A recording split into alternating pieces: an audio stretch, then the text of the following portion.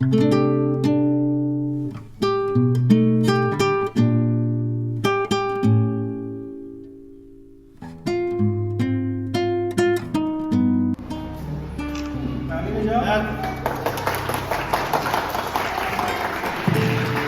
अपने मुख्य अतिथि महोदया प्रकट शारद सेवी जी का हार्दिक अभिनंदन करते हैं इस केरल मेले में।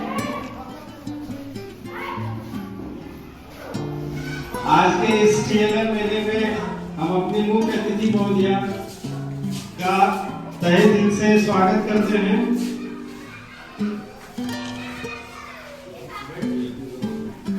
सभी प्रतिभागी शिक्षकों से निवेदन है कि वो अपने अपने डीएलएम के आगे आ जाएं ताकि वो उनको स्कैन कर सकें अच्छे से।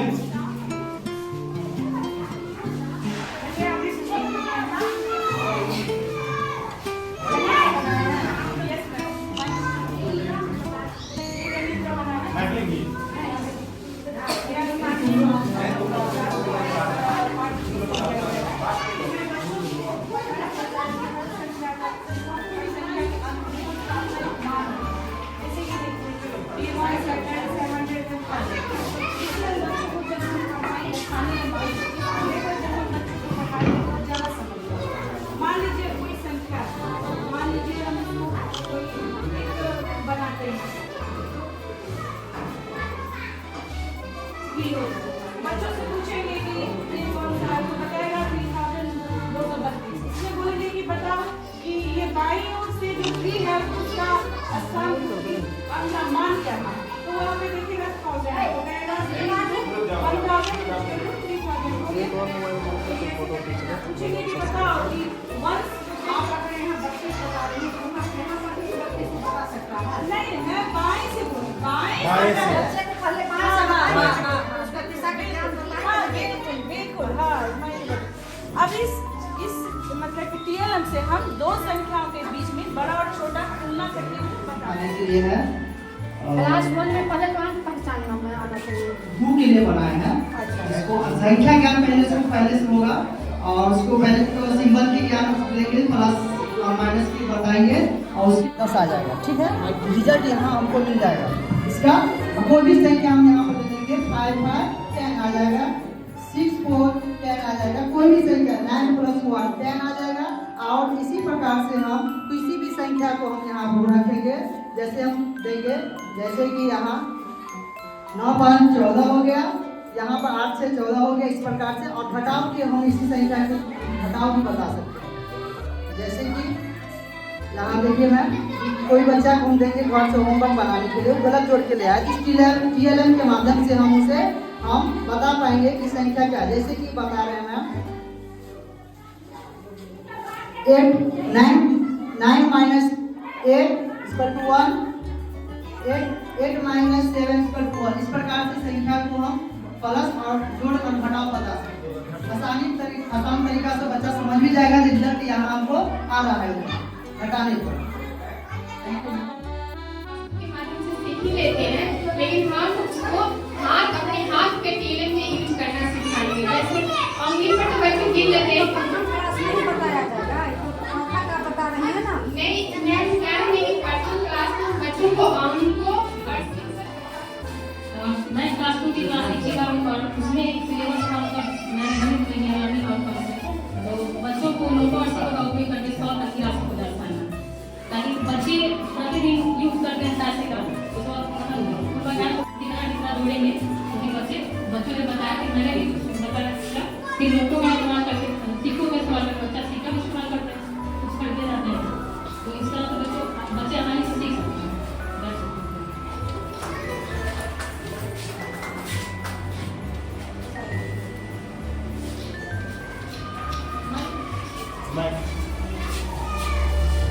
मैं सुषमा विश्वास राजकीय प्राथमिक मध्य विद्यालय मदनपुर की शिक्षिका हूँ। लर्निंग आउटकम्स में मेरा अंतर्गत जो टॉपिक है वाक्य निर्माण। तो बच्चों को सबसे पहले बताएंगे कि वाक्य किसे करते हैं। 2 या 2 से अधिक शब्दों के सार्थक योग को वाक्य करते हैं। उसमें बच्चों से बताएंगे कि बच्चों ये कर्ता है, कर्म है, क्रिया, इन शब्दों से कोई सार्थक अर्थ निकले उससे वाक्य बनाओ। तो बच्चा इसमें से कोई भी एक स्टिक उठाएगा, जैसे राम, गाय, निकालते हैं। इसमें से वो मिस्टेक उठाएगा नाम, और इसमें से कोई सार्थक शब्द खोजेगा तो इसके साथ सभी राम आम खाता है। इसमें सार्थक शब्द कोई भी उसके साथ सेट करेगा कि इसके साथ कौन सा शब्द बनेगा कि वाक्य हो सकता बच्चा है तो बच्चा खाता नहीं चुन सकता, ये भी चुन सकता है। हाँ, चुन सकता है, लेकिन उसके साथ बैठेगा नहीं ना। जैसे लेडीज हो जाएगी, पुरुष समझेगा, सब समझेगा तब ना, पहले उसको बता एक अच्छा सा सबसे पहले बच्चों को यहाँ पे मैंने पूना बोर्ड बनाया है, ठीक है, पूना बोर्ड बनाया है। ऐसे सहारे और बच्चों से बोलेंगे कि चेतना सत्र में 12 पंक्तियाँ लिखी और एक पंक्ति में 12 बच्चे हैं, बताओ कितने बच्चे हैं। इस बोर्ड के माध्यम से हम पूना करेंगे। और फिर यहाँ से 1 इकाई और 2 इकाई, और जितनी बार ये कट रहा है प्रतिच्छेदन इसका बिंदु है वो इसका गुणनफल होगा। जैसे 1 पाँचवा के लिए आप बताइए ना। जी मैम, है और लंबी दाल से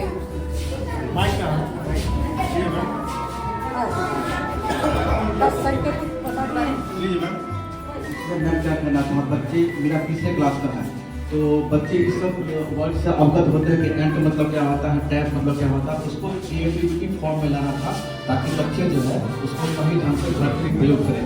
जैसे कि ये एंट है, एंट का लास्ट में टी आ रहा है, उसके बाद फिर से एक ऐसा वर्ड बच्चों को चूज करना है जो फिर से टी से शुरू हो, तो उसका जो लास्ट होता है टी आया स्टेप, फिर बच्चों को पहला वर्ड पी शुरू करना। इस तरीके से वर्ड चेंज बनते हुए जाएगा और बच्चे में क्रिएटिविटी होना चाहिए। घर से वो ढूंढ के लाएंगे ये टी है, टी से टैप ही नहीं होना चाहिए, टी से टाइगर नहीं होता। इस तरीके से और 2-3 वर्ड खोजेंगे वो और अलग अलग तरीके से चैनल बना के लाएंगे, तो उनके लिए क्रिएटिविटी बढ़ेगा और घर पे भी जाके अपने माँ बहन जो भी है और एक और ये है वर्ड पजल को क्या डाल देंगे, बच्चे खुद से बनाएंगे और उसके बाद टी लास्ट हो रहा है तो फिर इसका यहाँ पर हो जाएगा। इसको बस हम मिक्स कर देंगे, कहीं ना कहीं बच्चों को बुलाएंगे, बच्चे यहाँ से खुद से निकालेंगे। एक यहाँ लगा क्लास 4 का है और क्लास 4 में गणित सब्जेक्ट है, एक चैप्टर है दंडालेख और चित्रालेख, आंकड़ों का संग्रहण चैप्टर है क्लास 4 का। उसी से संबंधित हमने बनाया है एक दंडालेख और एक चित्रालेख, एक ही टेलर में दोनों बनाया गया है। अगर हम बात दंडालेख की करते हैं तो दंडालेख में हमारे पास यहाँ पर 2 क्वेश्चन है स्लाइडर में, बच्चों को आराम से क्वेश्चन अलग अलग दिखा सकते हैं।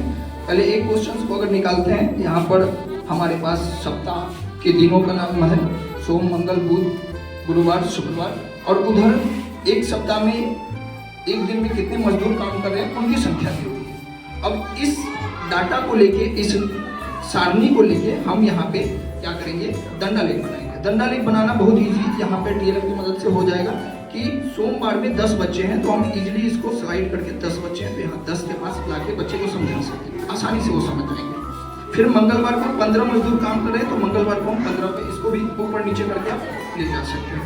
एज यूजुअल बुधवार को हमारे पास 5 मजदूर काम कर रहे हैं तो 5 लाइन पे यहाँ, और फिर गुरुवार को देखेंगे तो यहाँ पर हमारे पास गुरुवार में 20 मजदूर है तो इसको हम 20 पर ले जाते हैं, ये आ गया 20 पे हमारा। फिर शुक्रवार को आते हैं तो 25 मजदूर है तो हम 25 पर इसको ले जाते हैं, 25 पे।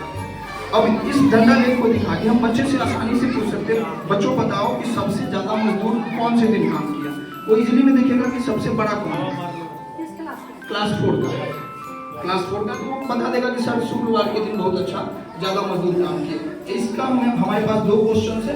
इसके अलावा अब हम इधर आते हैं चित्रालेख की तरफ। यहाँ भी हमारे पास एक टीएलएम है जो जिसमें चित्र के अनुसार हमें बच्चे को दिखाना होता है। यहाँ भी हमारे पास एक क्वेश्चन है। अगर इस प्रश्न में हम देखें तो यहाँ सारणी बनी हुई है, इसको बाहर निकाल के समझना आसान होगा।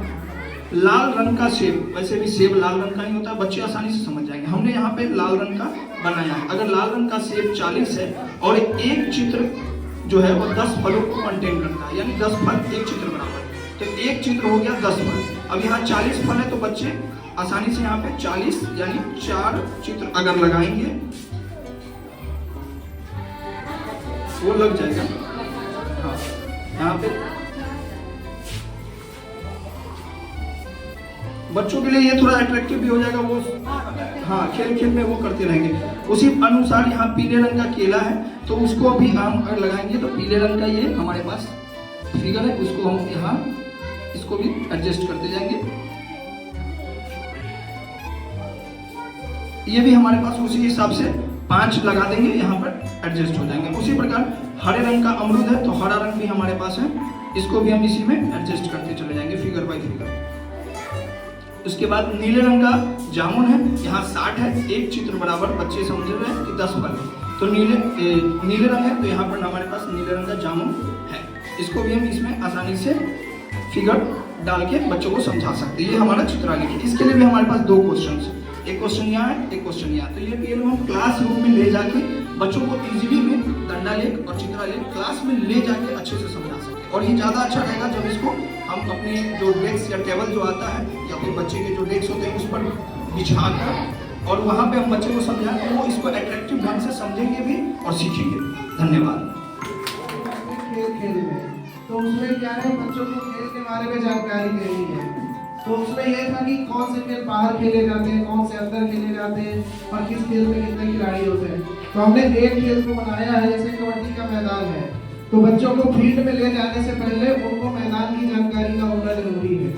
इसके माध्यम से हम बता सकते हैं कि कबड्डी का मैदान दिखने में कैसा होता है और बच्चों को जानकारी देंगे कि ये जो कबड्डी का मैदान है दोनों तरफ बराबर होता है और बीच में इसके होती है मिडिल लाइन, जहां से रेडर शुरुआत करके दूसरी पारी में जाता है। और बच्चों को ये भी जानकारी देंगे कि आपको बॉल लाइन छूना बहुत जरूरी है, क्योंकि इसको क्वालिफाइंग लाइन कहा जाता है। अगर आप इसको छूकर वापस नहीं आएंगे तो आप आउट माने जाएंगे। यदि आप बॉल लाइन को पार करके बोनस लाइन में चले जाते हैं तो आपको अंक अधिक मिलेगा। और ये होती है एंड लाइन, इसके बाहर आपको नहीं जाना है और लॉबी में भी आपको नहीं जाना। लॉबी में आप तभी जा सकते हैं जब आप किसी खिलाड़ी को छू लेते हैं, तब आप इसका इस्तेमाल कर सकते हैं। और इसके पीछे होता है सिटिंग ब्लॉक, जहाँ पे सभी खिलाड़ी बैठे होते हैं और जब भी उनको बुलाया जाता है तभी वो आते हैं। और इसमें एक्स्ट्रा 2 खिलाड़ी होते हैं, वो भी लॉबी में ही बैठे रहते हैं। तो ये कबड्डी का मानचित्र है और ये कुछ नियम है जो सामान्य नियम है। जैसे कबड्डी मैच में 7 खिलाड़ी हर टीम में होते हैं और टॉस जीतने वाली टीम रेड करती है। रेडर को कबड्डी कबड्डी बोलते रहना चाहिए। रेड का अधिकतम समय जो होता है वो होता है 30 सेकंड का। रेडर को बॉल लाइन छूना अनिवार्य है और बोनस लाइन छूने पर 1 अंक अधिक दिया जाता है।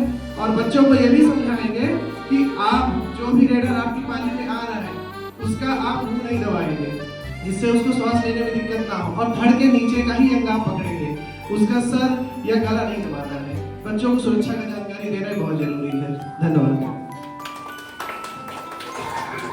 बताया जाता है कि हमारे आसपास जो भी चीज़ हम देख पाते हैं, पेड़ पौधे जीव जंतु, वो पर्यावरण में है और जीवन इसी से चालू है। वो बच्चों को उससे थोड़ा हट के बताना है हमको कि जीवन की उत्पत्ति एक कोशिकीय जीव से हुई है। जो एक अमीबा है जो एक कोशिकीय जीव है और यहीं से कहीं ना कहीं हमारे धरती पे जीवन चालू था। इसका एक एहसास और जानकारी के लिए बनाया है। तो बच्चा थोड़ा वीडियो देखिए तो बताओ और इस तरीके से जीवन पृथ्वी में चालू है। टॉपिक सुना है वहाँ पर जो बच्चों को ऐसे तो बच्चे को सुबह में बताया जाता है ये चीज़ हल्का है, ये भारी है, लेकिन उसे एक साधारण खुदा की मदद से एक जैसे दिखने वाले चीज़ है, उसमें थोड़ा सा अंतर होता है, कोई भारी होता है कोई हल्का होता है। उस चीज़ को वो करके सीखे, इसके लिए मैंने ये साधारण खुदा का प्रयोग करके उन्हें मापन का ज्ञान के बारे में बताने का कोशिश किया है। अब ये एक यहाँ पे मैंने बनाया है, ये है चौक का डब्बा है और डस्टर। जैसे मैं इसमें डस्टर रखती हूँ, इसमें चौक का डब्बा रखती हूँ। ऐसे तो देखने में दोनों एक समान लग रहे हैं, लेकिन जब इसे मैं बच्चों से पूछूंगी कि इसमें कौन भारी है और कौन हल्का है, तो बच्चे देख के ही समझ जाएंगे कि ये चौक का डब्बा भारी है और ये डस्टर हल्का है। ये इससे वो करके सीखेंगे। उसी तरीके से उनके आसपास ये उनके पास पेंसिल का बॉक्स होता है, ये किताब है। अब इन दोनों में उन्हें पता करना है कि इसमें से कौन भारी है और कौन हल्का है। उनसे हम करवाएंगे तो जब वो फिर से करेंगे तो उन्हें पता चलेगा कि किताब का वजन ज़्यादा है और पेंसिल बॉक्स का वजन कम है। इस तरह वो अपने आसपास के चीज़ों में छोटी छोटी चीज़ों को वो पता कर पाएंगे कि कौन सा चीज़ हल्का है और कौन चीज़ भारी है, तो उसमें अंतर समझ पाएंगे। तो यहाँ मैंने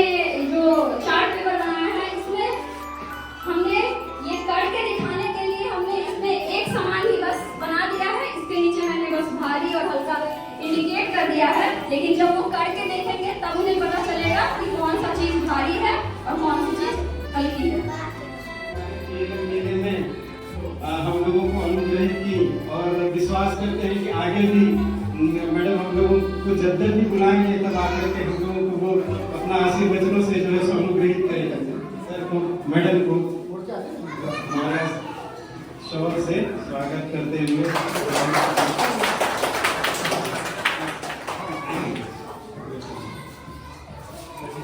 आप लोगों का बहुत बहुत धन्यवाद, है ना।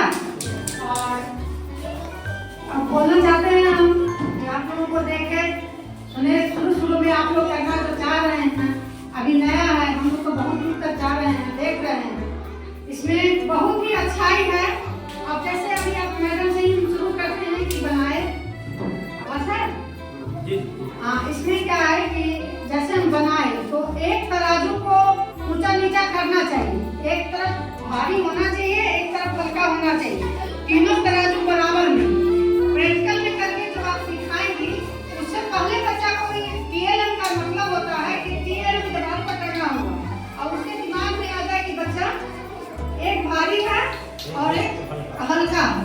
उसकी अनुभव में उसमें एक चीज और जोड़ना है कि चौक में किलोग्राम नहीं लिखा हो, उस पर आप 1, 2 लिख देंगे, है ना। सर पर्यावरण के बारे में बताए, बहुत अच्छा की, बहुत अच्छी बात है, कोशिश तो जारी रखनी चाहिए। और पर्यावरण के बारे में बताए तो हमारे आसपास की जितनी गंदगी है वो भी तो पर्यावरण है। बच्चे, छोटे छोटे बच्चे कुछ सीखते नहीं है, कोई चीज लेकर के सीखते नहीं है, आप उनको दिखाएंगे तो नहीं जाएंगे। और छोटा छोटा चीज दे दीजिए, एक ऐसे गाछ उठा के बता दीजिए, प्रैक्टिकल में कोई चीज बता दीजिए तो बच्चे अनुभव कर लेते हैं। कबड्डी जैसे कौन सा थे, कबड्डी में खो खो भी होता है, तो एजुकेशन में हम लोगों के साथ बच्चे दोनों रहते हैं, तो खो खो के बारे में बताना चाहिए। ये बात सही कि मुंह पर हाथ देना है तो प्रैक्टिकल होगा तब होगा, अभी तो कम से कम आपको करना ही चाहिए, बताना ही चाहिए, खो खो भी बताना चाहिए, साथ में कबड्डी भी बताना चाहिए, और दूसरे खेल के बारे में भी TLM में होना चाहिए, उससे बहुत अच्छा है। आपका क्या था, आंकड़ों का खेल आपका अच्छा था सर, आंकड़ों का खेल, हाँ समझ में आ रही थी हमको कि आंकड़ों के खेल से बच्चे को समझाना बहुत ही अच्छा है और सराहनीय है। कुछ तो आगे काम चल रहा है, प्रैक्टिकल में हो रहा है। चलिए दीपक जी, अब दीपक जी आए। हाँ, क्या बता रहे थी आप, क्या है? सांकेतिक चिन्ह है, सांकेतिक चिन्ह। हाँ, सांकेतिक चिन्ह तो अच्छा ही है, उसमें मंदिर बना करके देते हैं। आप लोगों को मालूम है TLM में छड़ी भी आता था हम लोग के जमाने में, हम लोग के जमाने में जैसे ही है अभी कह रहे हैं गणित का अंक, गणित का अंक बताने के लिए, है ना, 99 में बताया जाता है, उल्टा भी पूछा जाता है। बच्चे को थोड़ा सा उल्टा भी दिमाग में डालिए। अभी देखिए करोड़पति में सवाल पूछता है तो छक्का में तो पढ़ा ना, ऊपर चला जाता है, खत्म, 6th क्लास में पढ़े।